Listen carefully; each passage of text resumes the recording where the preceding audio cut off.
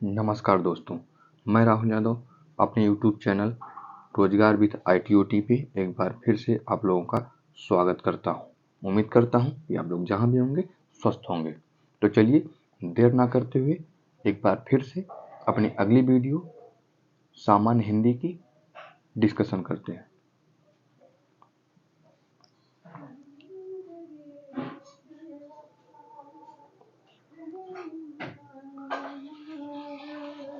यहाँ पे लिखा है, निम्नलिखित गद्यांश को पढ़कर नीचे दिए गए प्रश्नों के उत्तर दीजिए। गद्यांश क्या है? पूंजीवादी समाज में लेखक, पुस्तक और पाठक के बीच बाजार आ गया है। इस बाजार के कारण लेखक का पाठक से सीधा संबंध नहीं रह पाता। इसलिए मार्क्स ने कहा है कि पूंजीवादी समाज में कला, साहित्य या लेखक के लिए एलियनेशन की समस्या सबसे बड़ी है। पुराने समाज में कला व कलाकार अपने समाज से पूरी तरह जुड़े थे। कला की रचना और सुरक्षा दोनों का दायित्व समाज का था। बाद में कला बाजार में आई, कला और कलाकार का क्षेत्र संकुचित हुआ।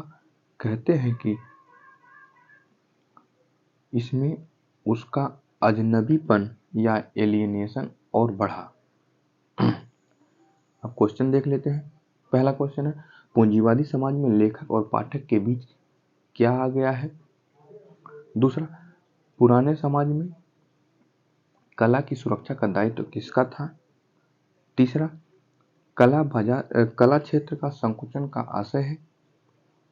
चौथा, अजनबीपन का आशय है। और पांचवा है, गद्यांश का सर्वाधिक उपयुक्त शीर्षक है।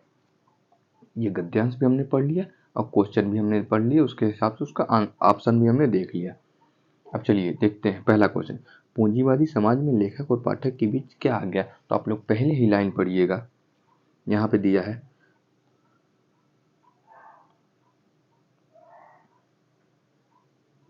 पूंजीवादी समाज में लेखक पुस्तक और पाठक के बीच बाजार आ गया। यहाँ पे हमारा पहले का सी वाला ऑप्शन करेक्ट हो जाएगा, बाजार। दूसरा क्वेश्चन, पुराने समाज में कला की सुरक्षा का दायित्व किसका था? यहां देखिए आप लोग,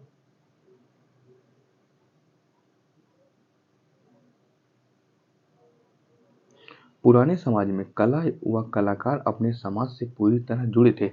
कला की रचना और सुरक्षा दोनों का दायित्व समाज का था। तो किसका दायित्व था? समाज का था। दूसरे का डी ऑप्शन समाज का करेक्ट हो जाएगा। चलिए तीसरा, कला क्षेत्र का संकुचन का आशय है। संकुचन का मतलब होता है किसी चीज को सीमित कर देना।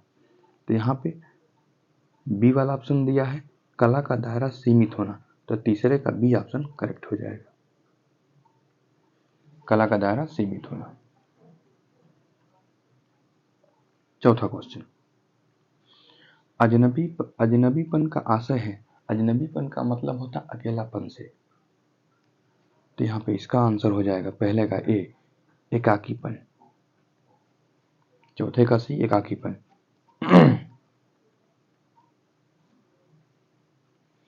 गद्यांश का सर्वाधिक उपयुक्त शीर्षक है। पहला ऑप्शन है कला में पूंजीवाद, दूसरा है पूंजीवाद समाज में कला, तीसरा है साहित्य, दरबारी साहित्य, और चौथा है कला और कलाकार।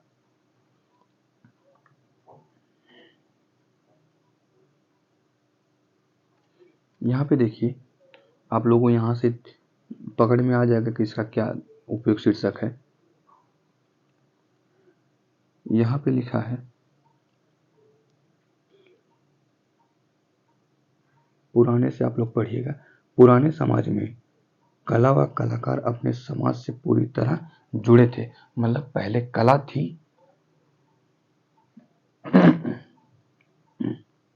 बाद में कला बाजार में आई,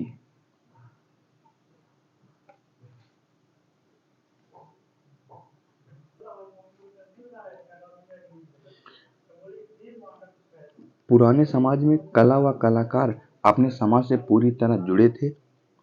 पहले से कला थी यहाँ, और सबसे ऊपर वाली लाइन हम पढ़ें तो यहाँ पे लिखा है पूंजीवाद समाज में लेखक, पुस्तक और पाठक के बीच बाजार आ गया। मतलब पहले से कला थी, बाद में पूंजीवाद आया है। तो यहाँ पे हमारा पांचवें का ए वाला ऑप्शन करेक्ट हो जाएगा, कला में पूंजीवाद। ये हमारा उपयुक्त शीर्षक हो जाएगा। बी में दिया है पूंजीवाद समाज में कला, तो पूंजीवाद पहले था नहीं, बाद में आया, इसलिए पहले ये पूंजीवाद बाद में आया, इसलिए इसका शीर्षक क्या हो जाएगा, कला में पूंजीवाद। तो पांचवें का ए ऑप्शन, कला में पूंजीवाद, करेक्ट हो जाएगा।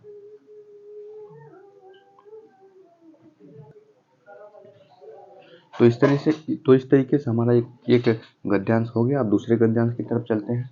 दूसरा गद्यांश क्या है, निम्नलिखित गद्यांश को पढ़कर नीचे दिए गए प्रश्नों के उत्तर दीजिए। गद्यांश क्या है, ईर्ष्या का काम जलाना है, मगर सबसे पहले वह उसी को जलाती है जिसके हृदय में उसका जन्म होता है। आप भी ऐसे बहुत से लोगों को जानते होंगे जो ईर्ष्या और द्वेष की साकार मूर्ति हैं, जो बराबर इस फिक्र में लगे रहते हैं कि कहाँ सुनने वाले मिले कि अपने दिल का गुबार निकालने का मौका मिले। श्रोता मिलते ही उनका ग्रामोफोन बजने लगता है और वे बड़े ही होशियारी के साथ एक एक कांड इस ढंग से सुनाते हैं मानो विश्व कल्याण को छोड़कर उनका और कोई ध्येय नहीं हो। मगर जरा उनके अपने इतिहास को भी देखिए और समझने की कोशिश कीजिए कि जब से उन्होंने इस सुकर्म का आरंभ किया तब से वे अपने क्षेत्र में आगे बढ़े हैं या पीछे हटे हैं। यह भी कि अगर वे निंदा करने में समय और शक्ति का अपव्यय नहीं करते तो आज उनका स्थान कहाँ होता। आप लोग देखते होंगे कि हमारे आस पड़ोस में कुछ लोग ऐसे होते हैं जिन लोगों का पूरा दिन इसी में चला जाता है कि कभी उनकी बुराई करना, कभी इनकी बुराई करना, यही उनका काम रहता है। वो सोचते हैं कि ये काम करने से हम बहुत आगे तक जाएंगे, तो आगे नहीं, वो खुद अपने आप को बहुत ही नीचे लेके जा रहे हैं। तो ये हमें नहीं करना है कि किसी की ईर्ष्या करे, किसी से वो भेदभाव रखें। हाँ, कोई आगे बढ़ रहा है तो उससे सीख ले करके हम खुद उनसे आगे बढ़े, ना कि उनसे ये ईर्ष्या करने लगे, द्वेष भावना करने लगे। ये हमें नहीं करना। पैराग्राफ का मतलब यही था। अब हम क्वेश्चन को देखते हैं। हमने पैराग्राफ को देख लिया। पहला क्वेश्चन है, ईर्ष्या का काम है, 4 ऑप्शन है इसके, रुलाना, हंसाना, जलाना, नचाना। दूसरा, गद्यांश में प्रयुक्त ध्येय का क्या अर्थ है, लक्ष्य, इच्छा, आदर्श, मूल्य। तीसरा, गद्यांश में ईर्ष्यालु व्यक्तियों की प्रशंसा की गई है, खिल्ली उड़ाई गई है, स्तुति की गई है, उपासना की गई है। चौथा, अपव्यय का क्या अर्थ है, तो खर्च, कम खर्च, अधिक खर्च, फिजूल खर्च। और पांचवा है, गद्यांश का उपयुक्त शीर्षक क्या होगा, ईर्ष्या, निंदा, ईर्ष्या से लाभ, अपव्यय। चलिए, अब हमने इसमें भी ग्राफ पढ़ लिए, ये गद्यांश पढ़ लिया और क्वेश्चन और उसके ऑप्शन भी देख लिए। अब चलिए एक एक क्वेश्चन को फिर करते हैं। ईर्ष्या का काम है, पहला ही लाइन आप लोग देखिएगा, यहाँ पे लिखा है ईर्ष्या का काम जलाना है। क्या, ईर्ष्या का काम जलाना है, तो पहले ही क्वेश्चन का सी वाला ऑप्शन जलाना करेक्ट हो जाएगा।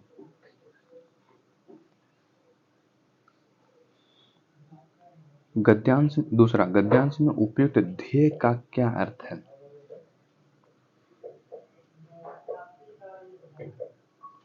यहां से आप लोग पढ़िएगा।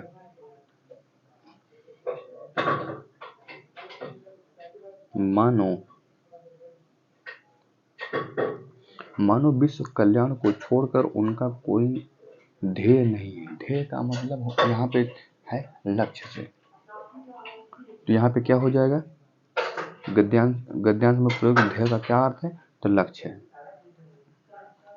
तो दूसरे का ए वाला ऑप्शन लक्ष्य करेक्ट हो जाएगा। गद्यांश में ईर्ष्यालु व्यक्तियों की, इस गद्यांश को पढ़ने से हमें यही समझ में आया कि जो लोग दूसरों से निंदा करते हैं, ईर्ष्या करते हैं, उनकी एक तरीके से मजाक उड़ाया गया। तो यहाँ पे तीसरे का बी वाला ऑप्शन करेक्ट हो जाएगा, खिल्ली उड़ाई गई है। तीसरे का बी ऑप्शन खिल्ली उड़ाई गई करेक्ट हो गया। और चौथा क्वेश्चन, अपव्यय का क्या अर्थ है? अपव्यय, अप मतलब बहुत ज्यादा, अपव्यय व्यय का मतलब खर्च होता है, मतलब बहुत ज्यादा खर्च करना। तो यहाँ पे ऑप्शन है पहला खर्च, दूसरा कम खर्च, तीसरा अधिक खर्च और डी है फिजूल खर्च। तो अपव्यय का मतलब बहुत ज्यादा खर्च मतलब फिजूल खर्च। तो यहाँ पे चौथे का डी वाला ऑप्शन करेक्ट हो जाएगा, फिजूल खर्च। और पांचवा, गद्यांश का उपयुक्त शीर्षक क्या है? तो इस गद्यांश में हमें ईर्ष्या के बारे में चीजों को बताई गई है, इसलिए इसका गद्यांश क्या हो जाएगा? ईर्ष्या। इसका ऑप्शन क्या हो जाएगा? ईर्ष्या। पांचवा का ए ऑप्शन करेक्ट हो जाएगा, ईर्ष्या। तो दोस्तों इस तरीके से हमने आज भी आप लोगों को दो गद्यांश करवाए। उम्मीद करता हूँ कि गद्यांश में से कैसे क्वेश्चन को छाटे जाते हैं आप लोगों को समझ में आई होगी। अगर कोई आप लोगों को सुझाव देना होगा तो कमेंट बॉक्स में अपना सुझाव दे सकते हैं और अपनी तैयारी को करते रहिए। अब तो आप लोगों का एडमिट कार्ड भी आ चुका है, अब नहीं तैयारी करेंगे तो कब तैयारी करेंगे। तो चलिए आज की सेवा यहीं पे समाप्त करते हैं। थैंक यू दोस्तों।